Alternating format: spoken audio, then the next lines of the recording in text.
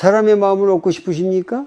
말을 잘해서가 아니라 관계가 오래 가기를 바라서 말입니다. 그런데 이상하게도 우리는 가까운 사람일수록 더 서툽니다. 맞는 말을 했는데도 분위기는 싸늘해지고 진심이었는데도 상처가 남습니다. 왜 그럴까요? 혹시 우리는 설득하려 했지 이해하려 하지 않았던 것은 아닐까요? 누군가의 마음을 사로잡는 일은 특별한 기술에서 시작되지 않습니다. 그것은 한순간 멈추어 서는 태도에서 시작됩니다. 특히 40대, 50대 이후의 삶에서는 더 그렇습니다. 자녀 문제, 배우자와의 거리감, 부모 봉양, 경제적 부담, 그리고 점점 느껴지는 나이의 무게, 우리는 이미 많은 것을 짊어지고 있습니다. 그래서 누군가의 말이 조금만 거슬려도 마음속에서는 금세 방어가 올라옵니다. 불교에서는 인간의 고통을 고라고 말합니다. 그리고 그 고통의 뿌리에는 집착이 있다고 합니다.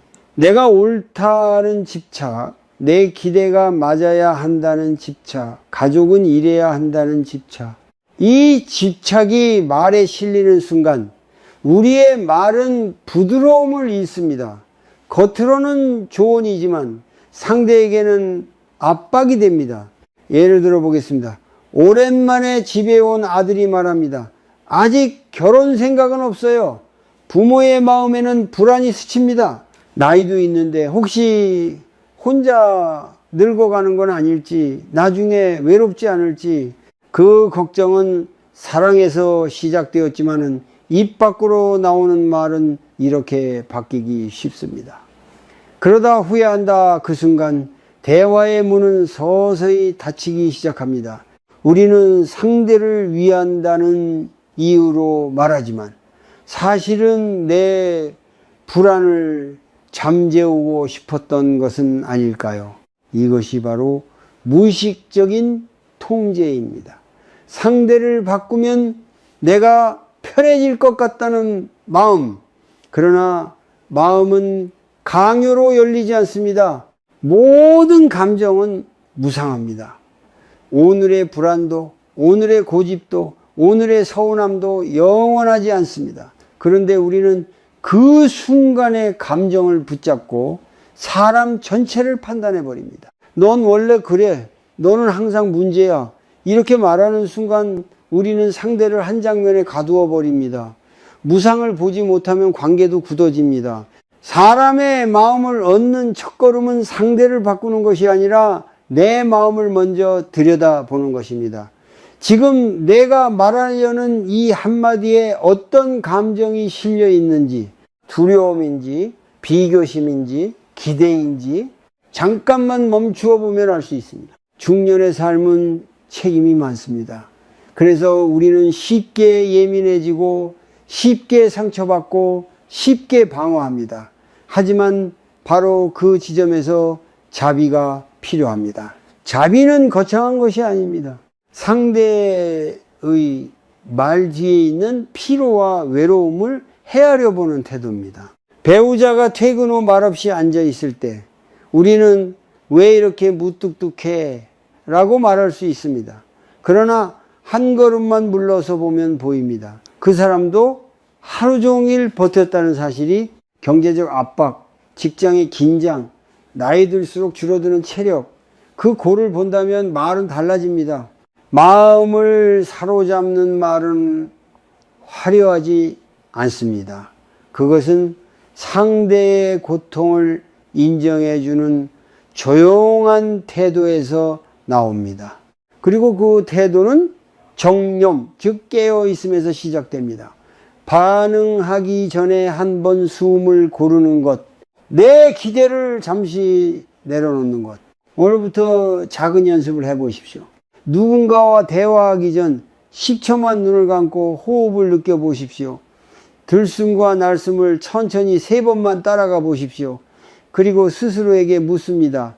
지금 나는 이 사람을 이기고 싶은가 아니면 이해하고 싶은가? 이 질문 하나가 대화의 방향을 바꿉니다. 사람의 마음은 설득으로 열리지 않습니다. 이해받고 있다고 느낄 때 열립니다. 그리고 그 이해는 기술이 아니라 집착을 조금 내려놓는 용기에서 시작됩니다. 오늘 당신이 만나는 가장 가까운 사람에게 먼저 이 태도를 건네 보십시오. 관계의 공기는 생각보다 쉽게 달라질 수 있습니다. 우리는 왜 가까운 사람과 대화할수록 더 쉽게 상처를 주고받을까요? 정말 사랑해서 하는 말인데 왜 그 말은 자꾸 칼처럼 느껴질까요? 혹시 우리는 이해하려 하기보다 통제하려 하고 있었던 것은 아닐까요? 많은 갈등의 뿌리에는 기대가 있습니다. 그리고 그 기대가 반복되면 어느새 집착이 됩니다. 자녀는 이 정도는 해줘야 한다는 기대, 배우자는 나를 이렇게 대해줘야 한다는 기대, 가족이라면 당연히 이 정도는 이해해야 한다는 생각. 처음에는 자연스러운 바람이었지만 그것이 고정된 기준이 되는 순간 관계는 숨이 막히기 시작합니다. 불교에서는 집착이 곧 고통의 원인이라고 말합니다. 내가 붙잡고 있는 생각이 단단할수록 현실이 그와 다를 때 괴로움이 커집니다. 특히 중년 이후의 삶에서는 이 집착이 더 강해지기 쉽습니다. 이미 수십 년을 살아오며 옳다고 믿는 방식이 굳어졌기 때문입니다. 예를 들어 보겠습니다. 고등학생 딸이 밤늦게까지 휴대폰을 보고 있습니다. 부모의 마음은 불안해집니다. 이러다 공부 망치는 거 아니야? 그 불안은 곧 말이 됩니다. 도대체 정신이 있니? 그렇게 해서 뭐가 되겠어? 부모는 걱정해서 한 말이지만 딸은 통제받는다고 느낍니다. 대화는 금세 방어와 반발로 바뀝니다. 여기서 중요한 질문이 있습니다. 우리는 지금 아이의 미래를 돕고 싶은 걸까요? 아니면 내 불안을 잠재우고 싶은 걸까요? 이 질문을 스스로에게 던져보는 순간 내 말의 색깔이 보이기 시작합니다. 통제하려는 마음에는 대개 두려움이 숨어 있습니다. 자녀가 실패할까봐, 배우자가 변할까봐, 내가 소외될까봐 그 두려움은 말투를 날카롭게 만듭니다. 우리는 조언한다고 생각하지만 사실은 상대를 내가 원하는 방향으로 움직이려 합니다. 또 하나의 문제는 비교입니다. 남의 집 애는 저렇게 자라는데 다른 남편들은 저렇다던데 비교는 상대를 평가의 대상으로 만듭니다. 비교 속에서는 존중이 자라기 어렵습니다. 그리고 평가받는 사람의 마음은 점점 다칩니다. 중년의 부부관계에서도 이런 장면은 자주 보입니다. 남편이 퇴직 이후 집에 있는 시간이 많아졌습니다. 아내는 답답함을 느낍니다. 당신은 왜 이렇게 무기력해? 남편은 자존심이 상합니다. 사실 그는 자신의 존재 가치가 흔들리는 두려움 속에 있습니다.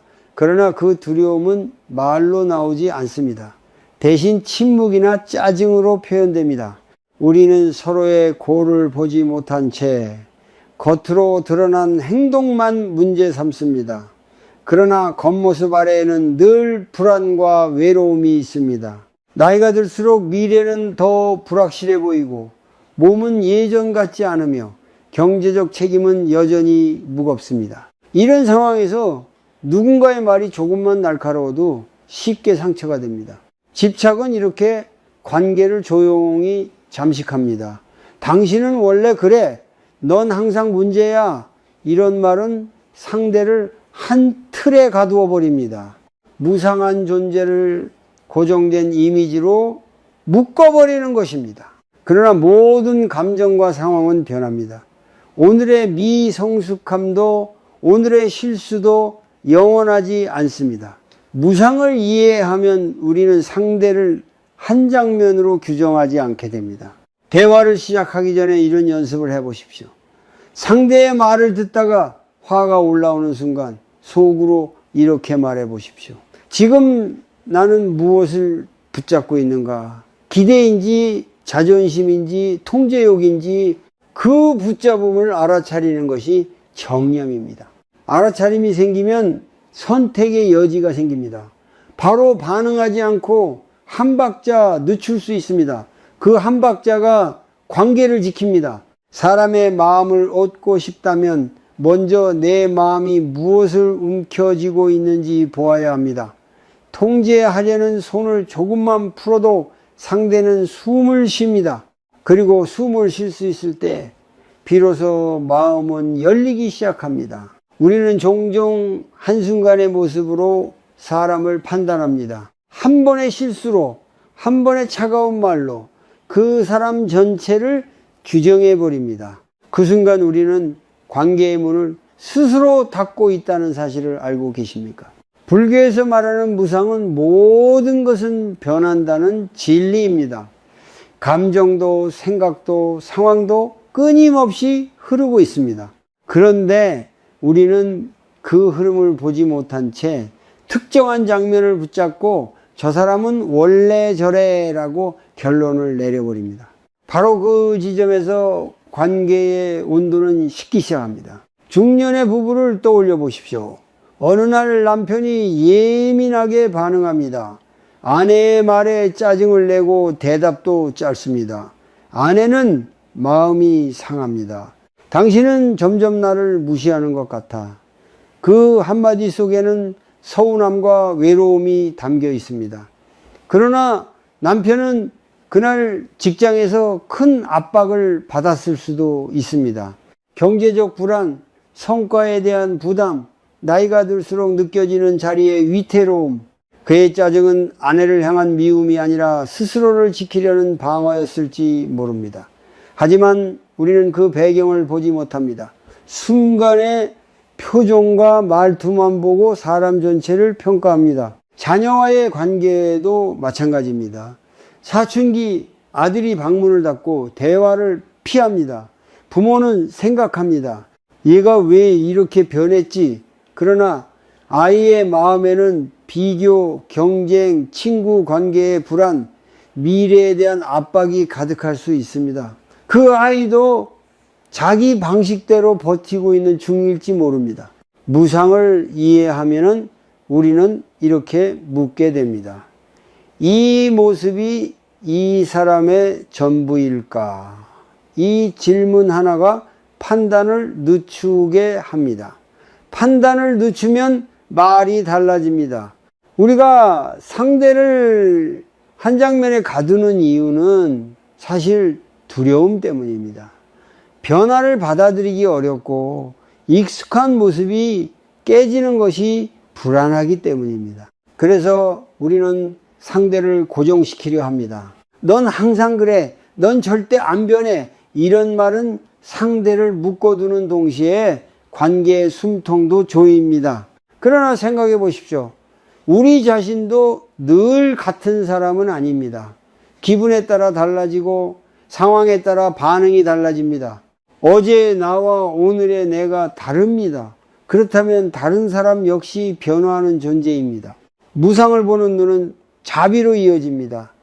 지금 이 사람이 보이는 거친 태도도 지나갈 수 있다는 믿음, 오늘의 차가움이 영원하지 않다는 이해, 이 믿음이 있으면 우리는 즉각적인 공격 대신 기다림을 선택할 수 있습니다. 특히 중년 이후에는 외로움이 깊어집니다.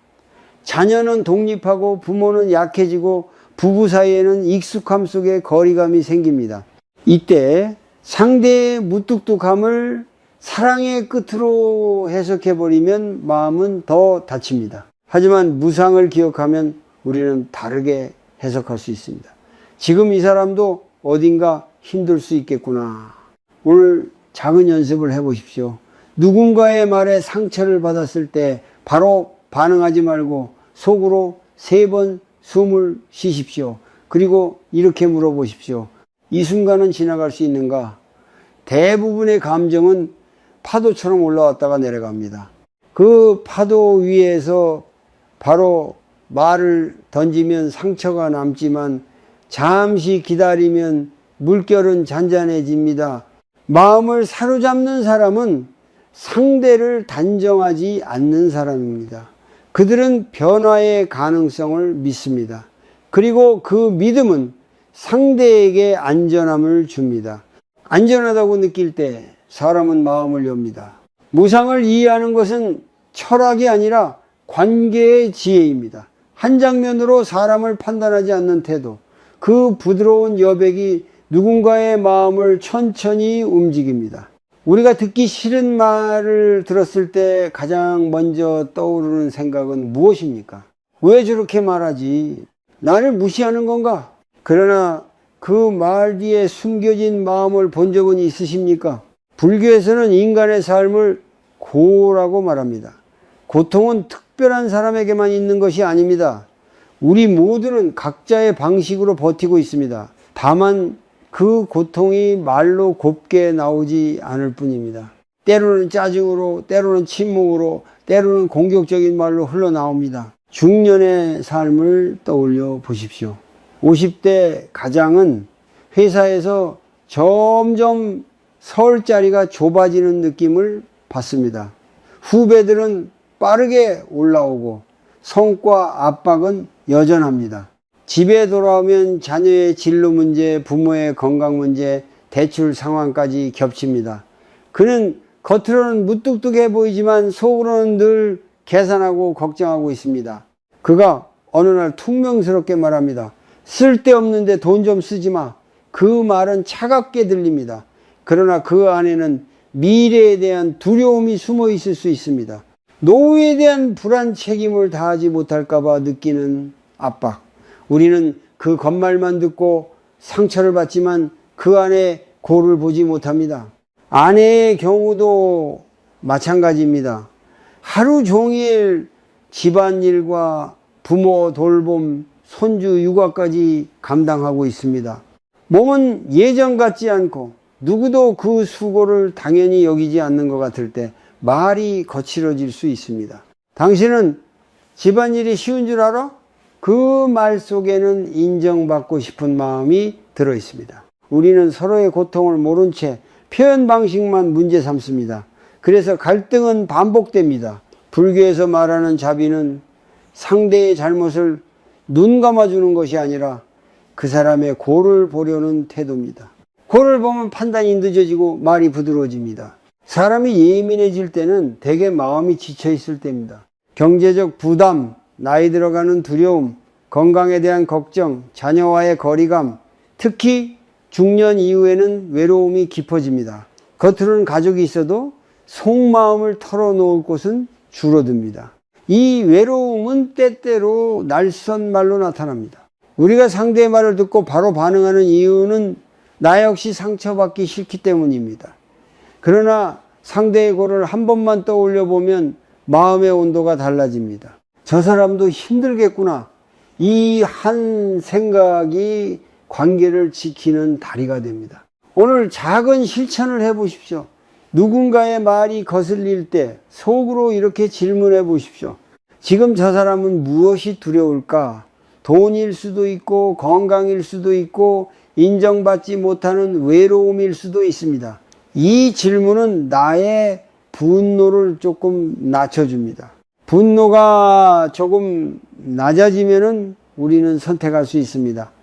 바로 반박할 것인지 아니면 한 문장 덜 말할 것인지 때로는 한 문장 덜 말하는 것이 관계를 살립니다. 고를 보는 눈은 관계를 깊게 만듭니다.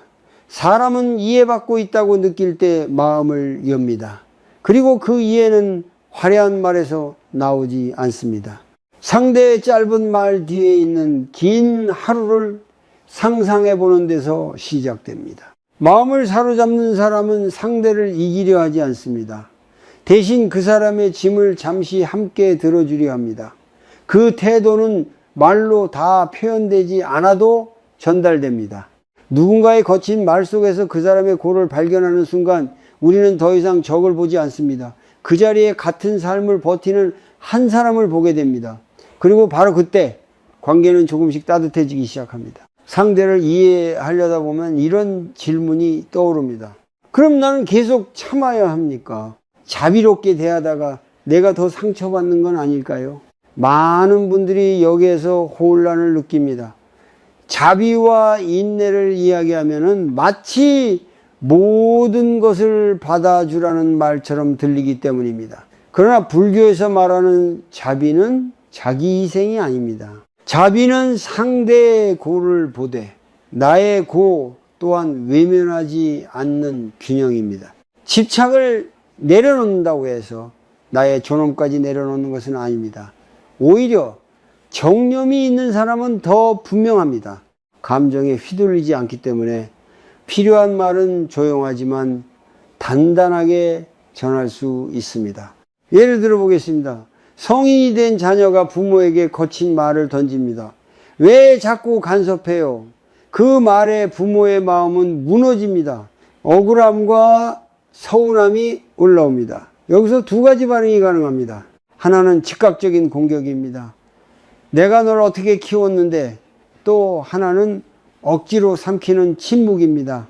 겉으로는 아무 말도 하지 않지만 속에는 분노가 쌓입니다. 그러나 세 번째 길이 있습니다. 먼저 숨을 고릅니다. 감정이 조금 가라앉을 때까지 기다립니다. 그리고 이렇게 말합니다. 내가 걱정이 많아서 그랬어. 그런데 네가 부담을 느꼈다면 미안하다. 그래도 부모로서 걱정되는 마음은 이해해주면 좋겠다. 이 말에는 자비와 경계가 함께 들어 있습니다. 상대의 입장을 인정하지만 나의 마음도 숨기지 않습니다. 이것이 부드러운 경계입니다. 중년의 부부 관계에서도 비슷한 장면이 많습니다. 배우자가 반복적으로 비교하는 말을 할 때가 있습니다. 남편들은 다들 저렇다더라. 이 말은 자존심을 건드립니다. 여기서 감정적으로 대응하면 갈등은 커집니다.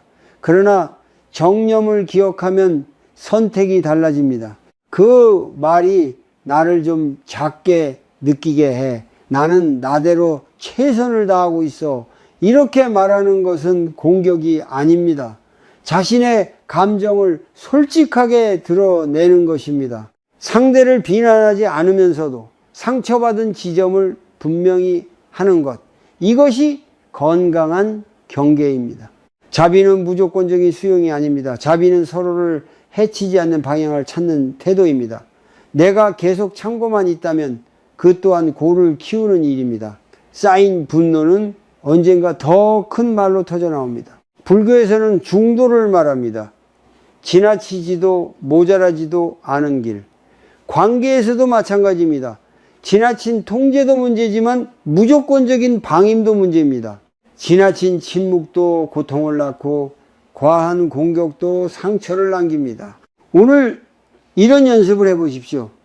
누군가의 말에 상처를 받았을 때 먼저 내 감정을 한 문장으로 정리해 보십시오. 나는 지금 서운하다. 나는 지금 무시당한 느낌이다. 이렇게 마음을 알아차립니다. 그리고 상대를 비난하는 대신 나는으로 시작하는 문장을 사용해 보십시오. 당신은 왜 항상 그래 대신 나는 그 말이 아프다고 말해 보십시오. 말의 방향이 달라지면 상대의 방어도 조금 낮아집니다. 마음을 사로잡는 사람은 강하게 밀어붙이지 않습니다. 그러나 동시에 자신을 지우지도 않습니다. 그들은 자신의 마음을 존중하면서 상대의 마음도 함께 존중합니다. 자비와 경계가 함께 있을 때 관계는 오래갑니다.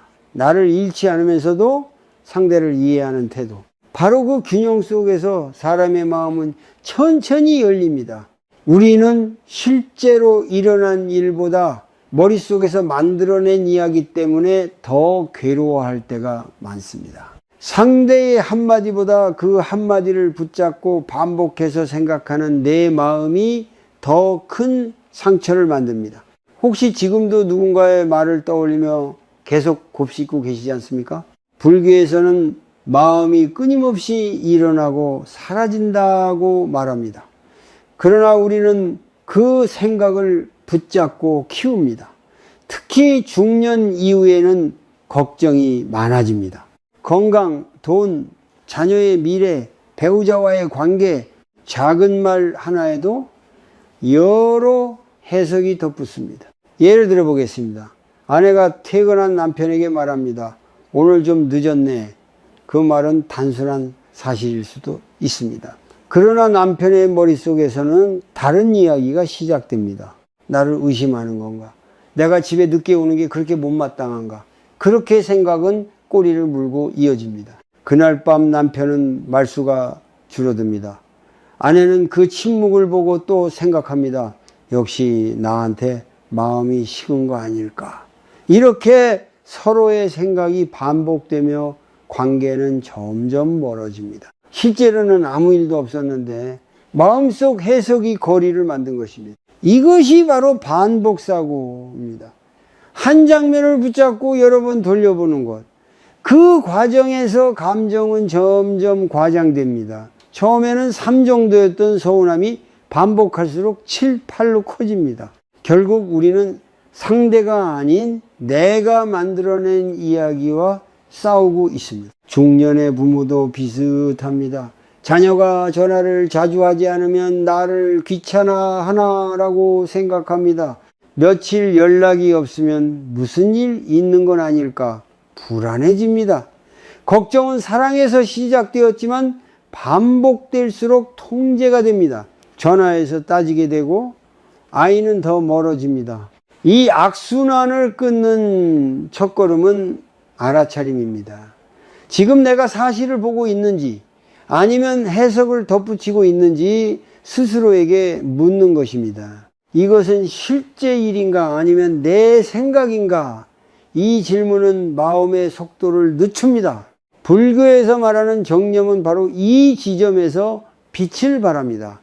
생각을 멈추는 것이 아니라 생각을 바라보는 것입니다. 아, 내가 또 반복하고 있구나. 이렇게 알아차리는 순간 생각과 나 사이에 거리가 생깁니다. 오늘 간단한 연습을 해보십시오. 누군가의 말이 마음에 걸릴 때 종이에 2줄을 그어 보십시오. 한쪽에는 사실을, 다른 쪽에는 해석을 적습니다. 예를 들어 사실은 오늘 늦었네입니다. 해석은 나를 의심한다 할 수 있습니다. 이렇게 적어보면 내가 덧붙인 이야기가 보입니다. 이 연습은 집착을 조금 느슨하게 만듭니다. 생각이 곧 진실은 아니라는 것을 알게 됩니다. 생각도 무상합니다. 잠시 머물다 사라지는 구름과 같습니다. 사람의 마음을 얻고 싶다면 먼저 내 머릿속 소음을 줄여야 합니다. 반복사고에 휘둘리면 우리는 방어적으로 말하게 됩니다. 그러나 한 걸음 물러서면 선택이 생깁니다. 지금 내가 상상하고 있는 건 아닐까? 이 한마디가 관계를 지켜줍니다. 마음을 사로잡는 사람은 모든 말을 곧이곧대로 확대하지 않습니다. 그들은 생각과 사실을 구분합니다. 그리고 그 여백 속에서 더 부드러운 말을 선택합니다. 말이 튀어나오기 직전 단 1분만 멈출 수 있다면 관계는 얼마나 달라질까요? 우리는 대부분 생각할 틈도 없이 반응합니다. 그러고 나서 후회합니다. 그 말은 하지 말았어야 했는데. 중년 이후의 삶에서는 감정이 더 쉽게 자극됩니다. 몸은 피곤하고 책임은 무겁고 인정받는 자리는 점점 줄어듭니다. 이런 상태에서 배우자나 자녀의 말 한마디가 건드리면 마음속에 쌓여있던 피로가 함께 터져 나옵니다. 그 순간 우리는 상대를 향해 말하지만 사실은 쌓여있던 내 고통을 쏟아내는 것입니다. 그래서 필요한 것이 1분의 연습입니다. 이름하여 숨, 보기, 선택입니다. 첫 번째는 숨입니다. 감정이 올라오는 순간 아무 말도 하지 말고 코로 천천히 숨을 들이마십니다. 4까지 세며 들이마시고 4까지 세며 내쉽니다. 이 과정을 3번만 반복하십시오. 이 짧은 5분 단순해 보이지만 몸의 긴장을 낮추고 마음의 속도를 늦춥니다. 분노는 빠르게 움직일 때 커집니다. 숨은 그 속도를 낮춥니다. 두 번째는 복입니다. 숨이 조금 고요해지면 내 마음을 들여다봅니다. 지금 내가 느끼는 감정은 무엇입니까? 서운함입니까? 무시당했다는 느낌입니까? 두려움입니까? 감정을 정확히 보는 순간 그것은 조금 힘을 잃습니다. 불교에서 말하는 정념은 바로 이 알아차림입니다. 감정을 억누르는 것이 아니라 있는 그대로 보는 것. 예를 들어 자녀가 이렇게 말합니다. 제 인생은 제가 알아서 할게요. 그 말에 가슴이 철렁 내려앉습니다. 화가 날 수도 있고 섭섭할 수도 있습니다. 이때 바로 반박하고 싶어집니다. 그러나 23번 고르고 이렇게 속으로 말해 보십시오. 나는 지금 두렵구나. 아이가 멀어질까봐. 이렇게 보는 순간 반응은 달라집니다. 세 번째는 선택입니다. 이제야 비로소 말을 고를 수 있습니다. 자동 반응이 아니라 의식적인 선택입니다. 그래, 네 선택을 존중한다. 다만 부모로서 걱정이 되는 건 사실이야. 이렇게 말할 수 있다면 갈등은 훨씬 줄어듭니다. 이 연습은 부부관계에서도 큰 힘을 발휘합니다. 배우자가 예민하게 말할 때 바로 맞받아치지 않고 1분을 쓰는 것입니다. 그 1분은 자존심을 내려놓는 시간이 아니라 관계를 지키는 시간입니다. 많은 분들이 이렇게 묻습니다. 그렇게까지 해야 하나요? 그러나 생각해 보십시오. 이미 우리는 후회하는 말로 더 긴 시간을 허비해 왔습니다. 사과하고 풀고 마음 상한 시간을 회복하는데 더 많은 에너지가 듭니다. 1분은 오히려 가장 짧은 길입니다. 이 연습은 집착을 느슨하게 만듭니다. 당장 이겨야 한다는 마음, 바로 고쳐야 한다는 조급함을 내려놓게 합니다. 그리고 무상을 기억하게 합니다. 지금의 감정도 지나갈 것이라는 사실을 오늘부터 실천해 보십시오. 하루에 단 한 번이라도 좋습니다. 감정이 올라오는 순간 숨을 고르고 내 마음을 보고 말을 선택해 보십시오. 사람의 마음은 큰 말에 감동하지 않습니다. 오히려 작은 절제가 신뢰를 만듭니다. 1분의 침묵은 패배가 아닙니다. 그것은 관계를 위한 가장 지혜로운 투자입니다. 사람은 누구나 인정받고 싶어 합니다. 나이가 들어도 부모가 되어도 사회적 지위가 생겨도 그 마음은 사라지지 않습니다. 오히려 중년 이후에는 더 조용히 더 깊이 인정받고 싶어집니다. 우리는 종종 조언은 많이 하지만 인정은 인색합니다. 잘못된 점은 쉽게 보이지만 애쓰고 있는 모습은 당연하게 여깁니다. 그러나 사람의 마음을 여는 가장 부드러운 열쇠는 비판이 아니라 인정입니다. 불교에서 말하는 자비는 거창한 희생이 아닙니다. 상대의 고통을 보고 그 노력을 알아주는 태도입니다. 누군가가 완벽해서가 아니라 부족한 가운데에서도 애쓰고 있기 때문에 따뜻하게 바라보는 마음입니다. 예를 들어 보겠습니다. 남편이 퇴근 후 말없이 쓰레기를 버리고 고장난 전등을 갈아 끼웁니다. 그는 대단한 일을 했다고 생각하지 않을 수 있습니다. 아내도 그것을 당연하게 여길 수 있습니다. 그러나 이렇게 한마디를 건네보십시오. 당신이 그런 걸 챙겨줘서 고마워. 나는 그게 참 든든해. 이 말은 그의 자존감을 건드립니다. 사람은 자신이 쓸모있는 존재라고 느낄 때 마음이 열립니다. 특히 은퇴를 앞두거나 이미 직장을 떠난 중년 남성에게는 더욱 그렇습니다. 사회에서의 역할이 줄어들수록 가정에서의 존재감은 더 중요해집니다. 작은 인정 한마디가 그 사람의 하루를 바꿀 수 있습니다. 자녀에게도 마찬가지입니다. 성인이 된 아들이 아직 방향을 찾지 못해 방황하고 있을 때 부모는 조급해집니다. 언제까지 그럴 거니? 이 말은 불안을 담고 있지만 아이의 마음을 더 닫게 만듭니다. 대신 이렇게 말해 보십시오. 그래도 네가 포기하지 않고 고민하는 모습은 엄마는 알고 있어. 완벽하지 않아도 노력하는 부분을 비춰주는 것. 이것이 인정입니다. 인정은 상대를 무조건 칭찬하는 것이 아닙니다. 있는 그대로의 현실을 보되 그 안에 애씀을 찾아주는 일입니다. 중년의 부부 사이에는 익숙함이 쌓입니다. 익숙함은 편안함이 되기도 하지만 동시에 무감각이 되기도 합니다. 서로의 수고가 보이지 않게 됩니다. 아내의 반복되는 집안일, 남편의 반복되는 출퇴근, 당연하다고 여기기 시작하면 감사는 사라집니다. 오늘 하루를 돌아보십시오. 배우자가 혹은 가족이 한 일 중에 당연하게 넘긴 것이 무엇입니까? 그것을 한 문장으로 말해 보십시오. 당신이 있어서 내가 편하다. 당신 덕분에 이 집이 유지된다. 이 한마디는 비교와 기대의 벽을 허뭅니다. 사람은 비교 속에서 위축되지만 인정 속에서 성장합니다. 비교는 집착을 낳고 인정은 자비를 낳습니다. 내가 원하는 모습이 아니라 지금 이 모습 속에서 빛나는 부분을 보는 것, 그것이 관계를 따뜻하게 만듭니다. 또한 인정은 나 자신에게도 필요합니다. 우리는 스스로에게 너무 엄격합니다. 나는 왜 이것밖에 안 될까 이렇게 자책할수록 마음은 메말라 갑니다. 자신에게도 이렇게 말해 보십시오. 그래도 나는 여기까지 버텼다. 자기 인정은 타인을 향한 인정의 시작입니다. 오늘부터 작은 실천을 해 보십시오. 하루에 한 번 가족 중 한 사람에게 구체적으로 인정의 말을 건네십시오. 막연한 칭찬이 아니라 행동을 짚어주는 말입니다.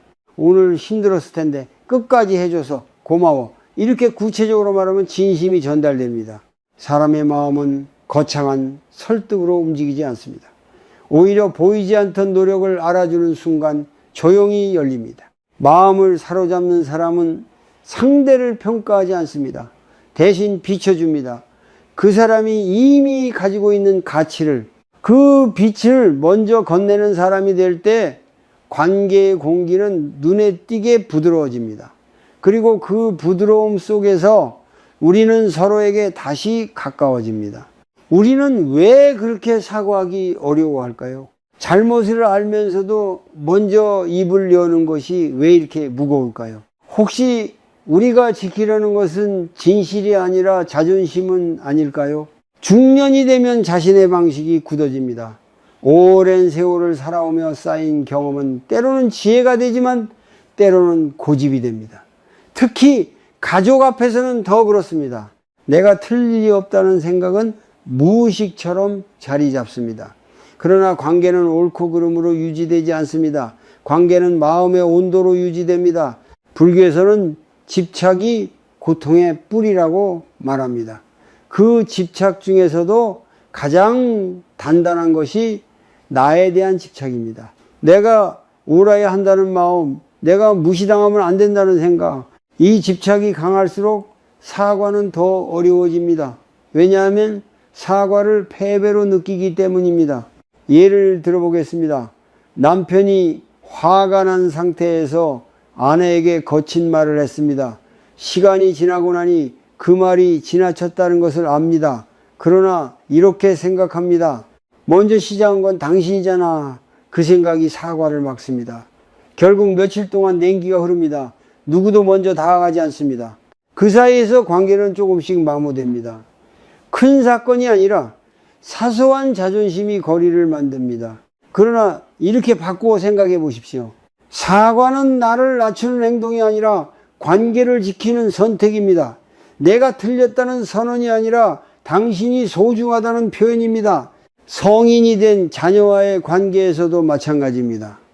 부모가 감정적으로 말을 몰아붙였을 때 아이는 상처를 받습니다. 시간이 지나 부모는 마음이 쓰이지만 부모가 먼저 사과하면 권위가 무너지지 않을까 하는 걱정이 듭니다. 그러나 요즘 세대의 자녀는 권위보다 진심에 반응합니다. 아까 내가 말이 좀 심했다. 걱정이 앞서서 그랬다. 상처받았다면 미안하다. 이 한 문장은 부모의 체면을 깎지 않습니다. 오히려 성숙함을 보여줍니다. 아이는 이렇게 생각할 수 있습니다. 우리 부모도 노력하는 사람이구나. 그 순간 마음의 문이 다시 열립니다. 사과는 과거를 바꾸지 못하지만 미래의 방향을 바꿉니다. 불교에서 말하는 참회는 스스로를 정죄하는 것이 아니라 알아차림에서 시작됩니다. 내가 한 말이 상대에게 고통이 되었음을 보는 것, 그 고를 인정하는 것, 그때 집착은 조금 풀립니다.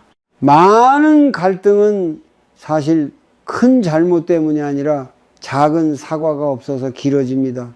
자존심을 붙잡고 있는 동안 관계는 조금씩 식어갑니다. 그러나 자존심을 내려놓는 순간 따뜻함이 돌아옵니다. 오늘 작은 연습을 해보십시오. 최근에 마음에 걸리는 장면을 떠올려 보십시오. 내가 조금만 부드럽게 말했어도 달라졌을 상황이 있지 않습니까? 그 사람에게 완벽한 설명을 하려 하지 말고 한 문장만 전해 보십시오. 그때 내 말이 거칠었다. 미안하다. 길게 변명하지 않아도 됩니다. 변명은 다시 옳고 그름의 싸움으로 돌아갑니다. 짧고 담담한 사과가 더 깊이 닿습니다. 마음을 사로잡는 사람은 실수하지 않는 사람이 아닙니다. 실수를 인정할 줄 아는 사람입니다. 그 태도는 상대에게 안전함을 줍니다.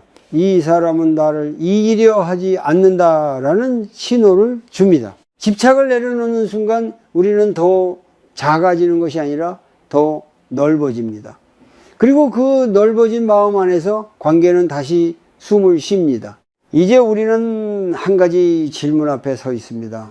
사람의 마음을 얻는다는 것은 과연 무엇일까요? 상대를 설득하는 것일까요? 아니면 나를 바꾸는 것일까요? 지금까지 이야기한 모든 내용은 결국 한 방향을 가리키고 있습니다. 상대를 움직이기 전에 먼저 내 마음을 돌보는 것, 이것이 관계를 바꾸는 가장 현실적인 길입니다. 중년 이후의 삶에서는 특히 그렇습니다. 세상을 많이 경험한 만큼 상처도 많고 고집도 단단해졌습니다. 그래서 더 의식적인 연습이 필요합니다. 이제 하나의 간단한 2단계로 정리해 보겠습니다. 어렵지 않습니다. 그러나 꾸준히 실천하면 관계의 공기가 분명히 달라질 것입니다. 첫 번째는 멈춤입니다. 감정이 올라오는 순간 바로 말하지 않는 것입니다. 숨을 3번 고르며 반응을 늦춥니다. 이 짧은 멈춤이 정념의 시작입니다. 우리는 대부분 자동적으로 반응합니다. 그러나 자동 반응은 과거의 습관일 뿐입니다. 멈추는 순간 새로운 선택의 공간이 열립니다. 두 번째는 고를 보는 것입니다. 상대의 말 뒤에 무엇이 숨어 있는지 잠시 상상해 보십시오. 두려움일 수 있고 외로움일 수 있고 인정받고 싶은 마음일 수 있습니다. 중년의 배우자도 성인이 된 자녀도 겉으로는 단단해 보여도 속에는 각자의 불안이 있습니다. 고를 보는 눈이 생기면 공격하고 싶은 마음이 조금 누그러집니다. 세 번째는 자비롭게 말하는 것입니다. 자비는 약함이 아닙니다. 부드럽지만 분명한 태도입니다. 나는 이렇게 느낀다라고 말하며 상대를 비난하지 않는 방식. 비교하지 않고 과거를 끌어오지 않고 지금 이 순간의 감정만 전하는 것. 이 말하기는 연습이 필요하지만 반복할수록 관계의 신뢰가 쌓입니다. 네 번째는 내려놓음입니다. 모든 대화를 완벽하게 끝내려 하지 않는 것입니다. 오늘 한 번에 다 이해받지 못해도 괜찮다고 인정하는 것, 무상을 기억하는 것입니다. 감정은 변하고 상황도 변합니다. 지금의 서운함이 영원하지 않다는 사실을 받아들이는 것, 이것이 집착을 풀어줍니다. 이 2단계를 삶 속에서 적용해 보십시오. 예를 들어 자녀가 기대와 다른 선택을 했을 때 먼저 멈춥니다. 그리고 생각합니다. 이 아이도 자기 삶을 책임지려는 불안이 있겠구나. 그 다음 부모로서 걱정은 되지만 네 선택을 존중한다고 말합니다. 그리고 결과를 지나치게 통제하려는 마음을 조금 내려놓습니다. 배우자가 예민하게 반응할 때도 마찬가지입니다. 멈추고 고를 보고 자비롭게 말하고 결과에 대한 집착을 내려놓습니다. 이 반복이 관계의 방향을 바꿉니다. 사람의 마음은 힘으로 얻을 수 없습니다. 이해받고 있다고 느낄 때 열립니다. 그리고 그 이해는 상대를 분석해서 나오는 것이 아니라 내 마음을 다스리는 데서 시작됩니다. 우리는 모두 나이가 들고 있습니다. 젊을 때는 경쟁으로 관계를 유지했다면 이제는 지혜로 관계를 지켜야 할 시기입니다. 지혜란 복잡한 기술이 아니라 나와 타인의 고를 함께 보는 눈입니다. 오늘부터 완벽해지려고 하지 마십시오. 단 한 번이라도 이 네 단계를 기억해 보십시오. 한 번의 멈춤, 한 번의 이해, 한 번의 부드러운 말, 한 번의 내려놓음, 그것이면 충분합니다. 결국 사람의 마음을 사로잡는 가장 깊은 힘은 말재주가 아닙니다. 집착을 내려놓은 고요한 마음입니다. 그 고요함 속에서 나오는 한마디는 오래 남습니다. 그리고 그 한마디가 당신의 가장 가까운 사람을 다시 돌아오게 할지도 모릅니다.